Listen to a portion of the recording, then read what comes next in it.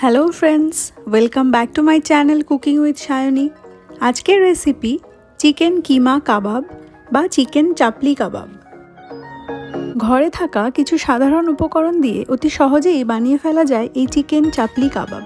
তাহলে চলুন শুরু করা যাক আজকের ভিডিও। কাবাব বানানোর জন্য নিয়েছি 250 গ্রাম চিকেন কিমা, আর তার মধ্যে অ্যাড করে দিচ্ছি 1 টিস্পুন এভারেস্টের কিচেন কিং মশলা এবং 1 টিস্পুন গরম মশলা গুঁড়ো।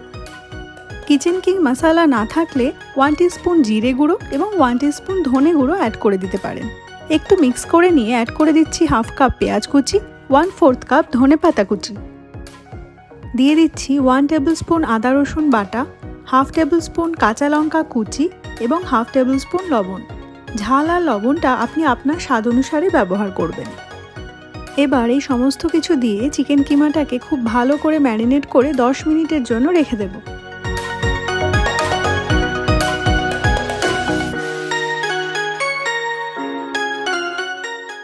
দশ মিনিট পরে হাতের তালুতে সামান্য তেল আমি গ্রিস করে নিয়েছি। এবার চিকেন কিমা থেকে অল্প একটু পোর্শন নিয়ে হাতের তালুর সাহায্যে চেপে চেপে কাবাবের শেপ দিয়ে নিচ্ছি। এইভাবে চেপে চেপে কাবাবটা তৈরি করা হয় বলেই এই কাবাবের নাম চাপলি কাবাব।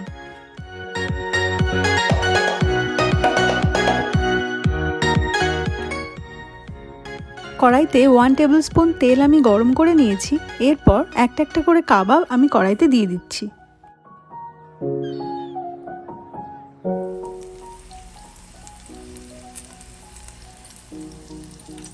7-8 মিনিট সময় নিয়ে লো মিডিয়াম হিটে কাবাবগুলোকে আমি শ্যালো ফ্রাই করে নিচ্ছি। একটা দিক লাইট ব্রাউন কালার হয়ে গেলে আমি উল্টে দেব। আর আমি আজকে কাবাবগুলোকে শ্যালো ফ্রাই করেছি, আপনি চাইলে ডিপ ফ্রাইও করতে পারেন।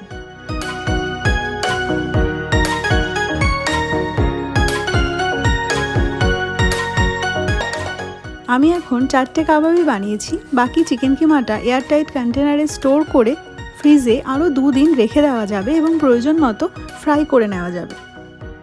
একটা লেটাসের বেডের ওপর আমি আজকে কাবাবগুলোকে সার্ভ করে দিয়েছি। আপনি চাইলে যে কোনো স্যালাড কিংবা সসের সাথে এই কাবাবটা সার্ভ করতে পারেন।